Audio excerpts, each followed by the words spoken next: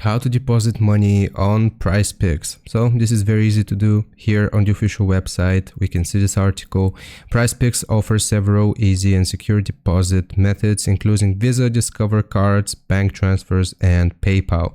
So here's how we can do it. If you're using a Visa or Discover credit or debit card, you will click on the Discover tab on the Prizepicks deposit page and just enter your Visa or Discover card info and complete your deposits. This is very easy.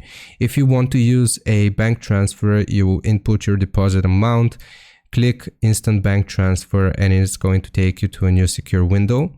You will choose your bank, type in your online banking username and password, select the bank account you would like to connect to Prizepicks, and then verify all of the information and click on confirm deposit.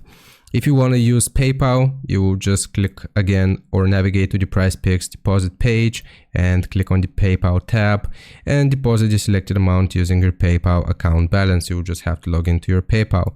And here's how we can do it through PayPal on desktop as well as the mobile app. So you will open up the PayPal mobile app. If you don't have a PayPal account, you can create one for free.